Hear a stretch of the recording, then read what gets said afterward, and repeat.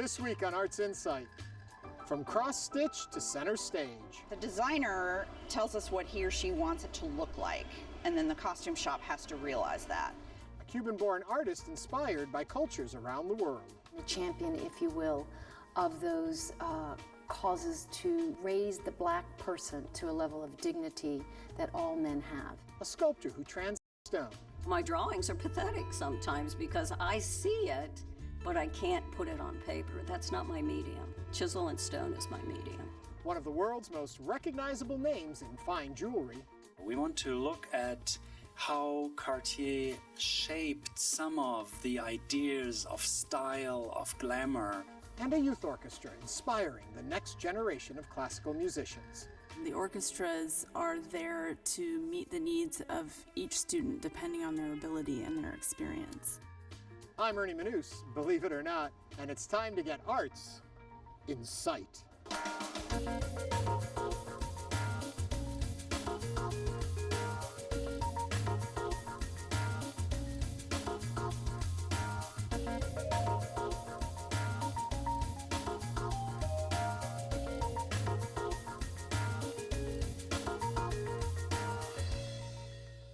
Welcome to Arts InSight. Today we're at the legendary Frankel's Costumes in downtown Houston. In the spirit of Halloween, I'll be showing off a few of their over 57,000 costumes. But first, a costume can help to transform a performer into a character. The creative craftsmanship and consideration behind the costumes of Houston Grand Opera come into focus in the new exhibit, The Character of Cloth.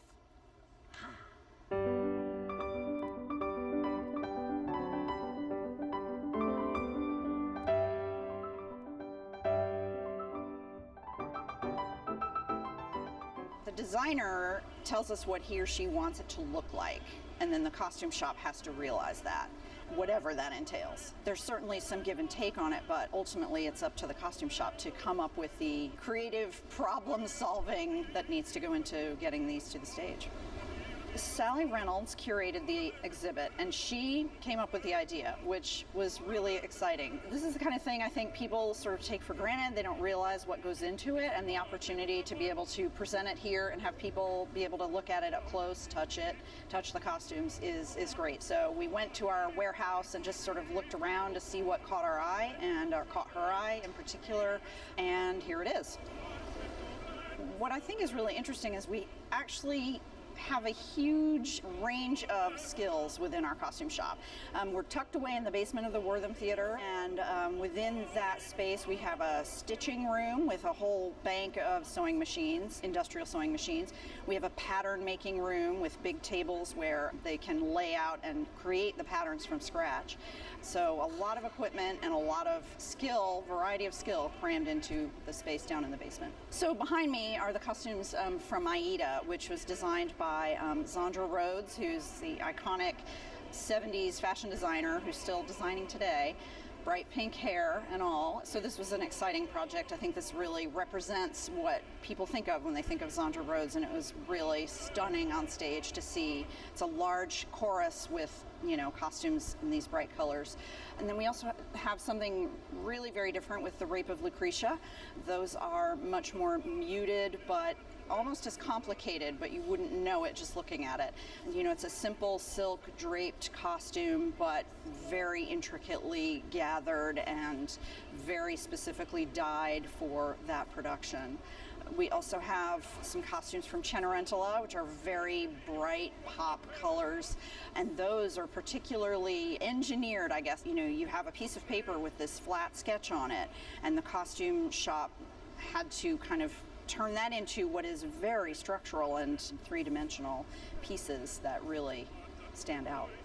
I think just seeing how much detail is involved in every single costume that's on the stage will be really interesting for people to see, but also I'm excited for people to see the scope and the range of skill and talent we have in the costume department of Houston Grand Opera, to be able to pull off such a wide range of styles and level of detail and design. To see the costumes up close and personal, visit artsbrookfield.com/Houston. Now, the Wilfredo Lam retrospective at Boston College's McMullen Museum of Art takes visitors inside the mind of a Cuban-born artist whose eclectic body of work draws inspiration from his multicultural heritage, world travels, and the artistic movements of his time. Simply put, it's staggering. From beginning to end, the career of Cuban-born artist Wilfredo Lam was robust, vigorous, and wildly disparate. He traveled the world and hailed the works of the greats and steeped himself in the cultures that moved him. He's difficult to categorize. He's a complex man. With an equally complex beginning, says curator Elizabeth Goizueta, who spent 10 years assembling this Lam retrospective at Boston College's McMullen Museum of Art. Born in 1902, Lam immediately had 4 continents in his blood. I don't think he had any choice but to remain open, as in African, Spanish, Chinese man born in the Caribbean. His godmother was a Santera priestess. His mother was a devout Roman Catholic. That was his normalcy. And I think that he kind of had a quest and a hunger for that and continued to explore that. Starting in Spain, where he studied at the Prado and was spellbound by the Surrealists. I don't think he had an agenda per se. I think he became involved emotionally and intellectually with different movements, and from that emotion he painted. The Spanish Civil War forced Lam to Paris in the 1930s, putting him in close proximity to the artist he held above all others. In an interview he says, seeing Picasso's work was much like a pervasion of the spirit. It just kind of infused him with inspiration. By the late 1930s, Lam had what he'd yearned for, a letter of introduction to Picasso. And Picasso puts his arm around him and says, "You remind me of somebody I knew long ago, me." So, it's classic, quintessential Picasso. But I think that endorsement gave Lam the ability and the power to continue to explore these motifs that he was very interested in exploring. And as a black man, it gave him more credibility even than Picasso. Did he struggle with race and his own identity? Before 1941, he never experienced racism, either in Spain or France. It was upon his return to Cuba that he became very familiar with the negritude movement and a champion, if you will, of those causes to raise the black person to a level of dignity that all men have. It was World War II which had forced Lam back to Cuba, and then on to New York, where he took up with the abstract expressionists. He was, Goizueta says, a sponge. What is so extraordinary about his work is he doesn't get stagnated in one particular period, but yet he's always compelled to move forward and to look at the next period. For the next 40 years, until his death in 1982, Lam continued to push himself, to explore. But as much as he thirsted for artist circles, more than anything, Lam identified with poets. He says that himself. He would have liked to have been a poet, but he says, I think painting can be just as eloquent. It's more as if you would approach poetry with a very open mind and to try to absorb what he is trying to tell the viewer. Perhaps for his insatiable quest for the new, Lam has long been beyond the full grasp of critics. But thanks to the McMullen Show and upcoming European ones, that is all about to change. There is a shift. Lam has, in the past, been maybe pigeonholed as a surrealist or as a Latin Americanist, but I think now he is truly staking his claim as one of the great modernists of the 20th century. As you see here. For more, visit wilfredolam.net. Next, a stone sculptor found a new career and a late calling when she picked up her first chisel in her 30s. Now, years later, you can find her work in buildings, parks, and cityscapes throughout the United States. I never saw myself as a stone sculptor or any kind of a sculptor. So when my kids went to school, I decided to go to the Art Academy here in Cincinnati, and it was there that I was introduced to stone sculpture, and I was in my 30s at that point. I think what attracted me to stone carving and what I saw in it was that not only was it a challenge mentally, but physically. I went home tired, and I still do go home tired from the physicality of doing stone sculpture. Most of what I do in bas-relief stone carving is commissioned work. It's from either corporate America, hospitals, or people's private homes. My greatest joy comes from when they just say, do what you do. And then I can give them a narrative about what they're talking about based on natural forms that I gather from nature, flowers, leaves, even animals, birds.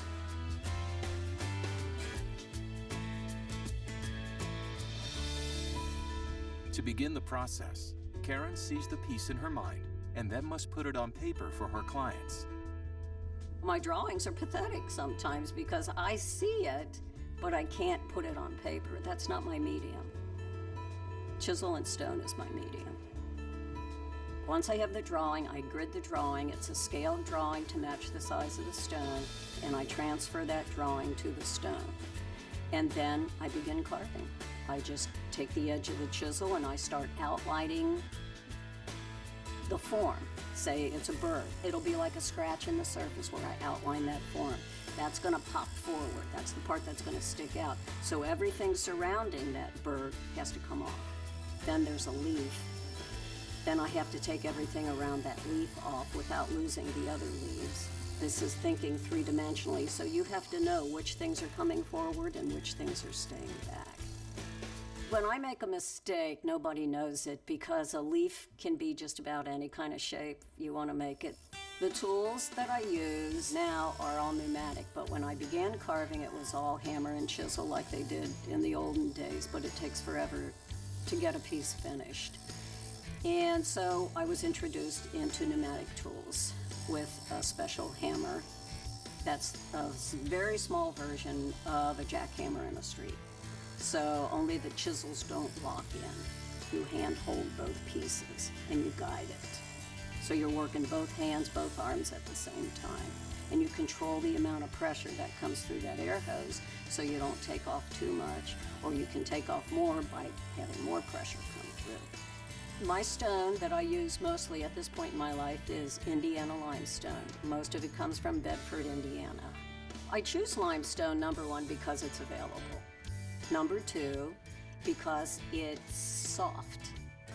Number three, it wears well outdoors. And number four, it forces me to put a really good design in it.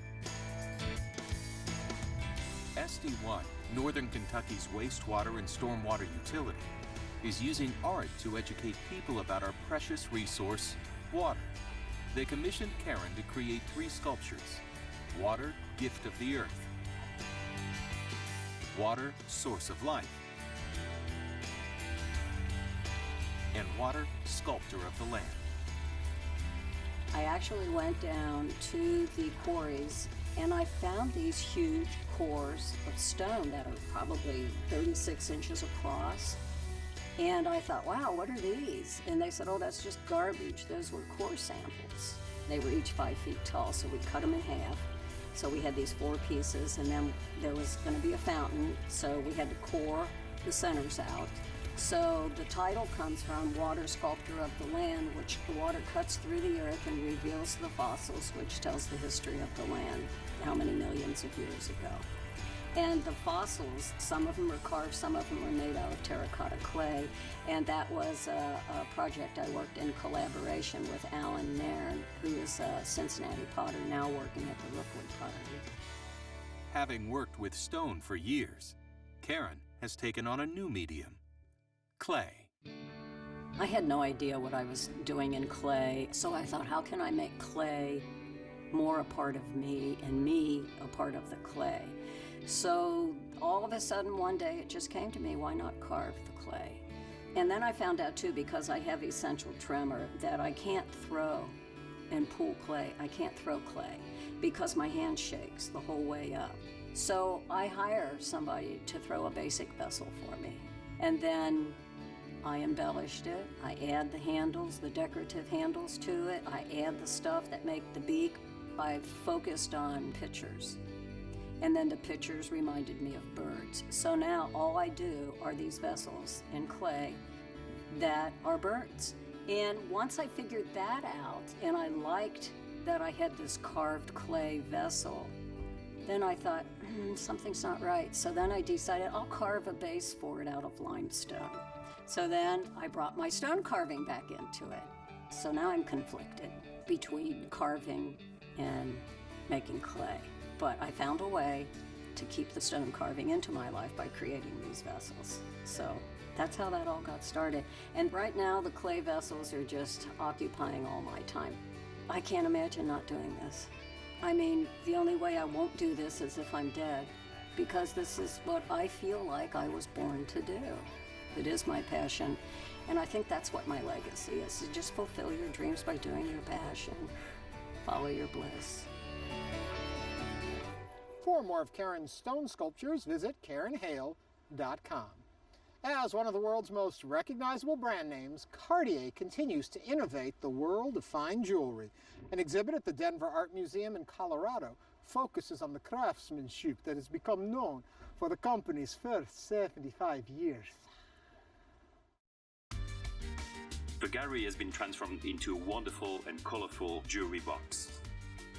This selection includes items which have probably never been shown to the public before Denver. It's magic. I think brilliant is a step to look closer, look deeper at 20th century design, to see how art and design can shape our history. This exhibition is about Cartier, a family firm that was founded in the 19th century and continues to today. The Cartier brothers were named Louis, Pierre, and Jacques Cartier, and they were actually the third generation of their family to work in this firm. The firm was founded by their grandfather, it was continued by their father, and then the three brothers took over beginning at the very end of the 19th century. Each of the three Cartier brothers had some familiarity with design and some proficiency, but they were really not the designers per se. They were the ones who set the look for the company's product and then approved the designs that were created by specialized designers in Paris and in London and in New York. Our focus is on jewelry and decorative objects made between 1900 and 1975. The exhibition has been designed to evoke the different eras in the 20th century. And so in addition to showing you the development of the Cartier style and its progression through time, the exhibition also tries to take you through the history of the 20th century through the lens of Cartier's jewelry and objects. And so you really learn something about the many, many changes that took place in the course of the 20th century. Changes in culture and in finance and technology as well. We want to look at how Cartier shaped some of the ideas of style, of glamour, and we want to look at craftsmanship. There's always this aspect of how is something made? It's so small, it's so meticulous, and it's so gorgeously done. About 2/3 of the way through the exhibition, you're going to find our workshop area. This will give you a sense of the artistry, the artisanry behind the fabulous jewelry to help you get what it takes to translate a watercolor drawing into an actual work. The finesse that's involved in creating settings for each individually shaped stone. The risk of one wrong tap splitting a jewel. The secret to Cartier's success is their ability to adapt and also their ability to look ahead. They were putting themselves in the forefront, and so they were always leaders as the styles changed. Interestingly, it was Cartier that influenced and helped to create Art Deco, and that happened well before the 1920s, which is the period that we all associate with the Art Deco style. After about 1905, they were already beginning a less ornamental, stripped-down style that was more emphasis on color, more emphasis on geometry. And so Art Deco was well underway at Cartier before the First World War. After the war, it all burst forth in what we think of as sort of the full-blown Art Deco style. The determining factor in a jeweler's success was their reputation for design and the influence of their clientele. And so in early days, Cartier very carefully cultivated some influential people, such as Edward VII of England and his wife Alexandra. By the middle of the 20th century, Cartier already had so much prestige that they didn't have to make great efforts to attract movie stars. Behind jewelry or beyond jewelry, there was another dimension, which was a human dimension, a social dimension, an historical dimension. Every piece of jewelry has been conceived to show what you want to state about you, but also it's a mark of important moments in your life. And that's a link between humans and jewelry, and how jewelry at each time shows a kind of behavior, a kind of culture that was present at that time when the jewelry was created and worn. Art says a lot about a culture, a civilization, about people. It reflects the time of its creation, but it still keeps value for the following years and hopefully forever. One of the things I would like people to take away from this exhibition is an awareness of the real breadth of Cartier's production in the 20th century. People may be aware that Cartier made beautiful women's jewelry. Maybe they don't realize the wonderful range of decorative arts objects. This exhibition is about beauty, but also it's full of information. So at the end of the exhibition, not only you're pleased with what you saw, but also you're enriched with a lot of new information about what jewelry is about. And finally tonight, the Tampa Metropolitan Youth Orchestra in Florida celebrates the importance of the arts by providing students with a quality musical education. They combine hard work and fun, and the results an inspired generation of classical musicians. Vocal or instrument sounds combined in such a way as to produce beauty of form, harmony, and expression of emotion. To enroll in TMYO is first and foremost a lot of fun. The way we make music at TMYO, fun comes from really working very hard to accomplish the highest standard we possibly can. We love to have a good time, we love to laugh, but more importantly, we love to make music together, and that is a very intensive experience. The orchestras are held at a very high standard at their level. TMYO is a youth orchestra training program that offers orchestra training to students aged 6 through 21. They're invited to audition each year, and we place them in an orchestra based on their ability and their experience. So we have 4 orchestras. The orchestras are there to meet the needs of each student depending on their ability and their experience. We also train students in chamber music. We work with students on their audition skills. Basically, they're learning how to become classical musicians. Dr. Wiedrich, our artistic director, is highly recognized as an orchestral conductor and clinician all over the country. And we're blessed with great conductors. My conducting staff is superb in every way. They're recognized as such. They're wonderful people who care. When someone comes in to the program, they can expect not only to have a lot of fun, but to grow as people, to grow as musicians, and more importantly, to take something valuable, that a memory or an experience into later life that I guarantee will inspire them, because I hear it from alumni all the time. We've got wonderful facilities like the one we're in right here. We're actually in the USF concert hall. We have access to instrumental rehearsal halls and other rooms for sectional coaching and chamber music. What makes TMYO really special is every kid brings in their own unique experience. Some have played in all states since they were in 7th grade, and some are coming for their first experience as an orchestral musician. Everybody's equal. And what happens is there actually is a kind of a family atmosphere. It grows together. TMYO has developed me as a musician in ways that I could never have expected, because I have been so fortunate to work with incredible directors such as Dr. Weidrich himself, and I've learned so much from him, and I go back to my orchestra at school and I tell them everything that I learn here. It's very important that people remember, whether they be musicians or not, that we cannot get along without doctors. In the medical field, we rely on doctors for our physical well-being. We rely on them for advice and treatment. Well, what doctors and medicine do for the body, music and art does for the soul. And the soul is just as important, just more intangible. When we dedicate ourselves to making great music, we are actually nurturing the soul of a human being, very much like a doctor would nurture the body of a human being.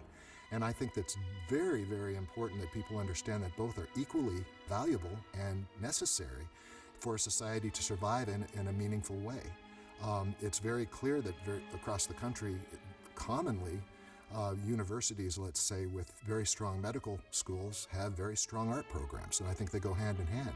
The physical benefits as well as the aesthetic benefits to a kid that participates in art benefits them in not only an intellectual way, but in a spiritual way. What we do on a daily basis will resonate as an example, eventually, for other youth orchestra programs across the country to emulate and follow, and that's our goal. But it all comes first and foremost, as I said, from the benefits that the kids would receive by being given a great musical education every day. You can find out more about the Tampa Metropolitan Youth Orchestra at tmyo.org. And that does it for this episode of Arts Insight. Next week, legendary actor Tab Hunter shares with us the new documentary about his life. And we're going out to the park. All that plus much more. So thanks to Frankel's Costumes for letting us try on a few new looks. What do you think of this one? For all of us here at Houston Public Media, I'm Ernie Manous. Thanks for watching and have a fantastic and safe Halloween.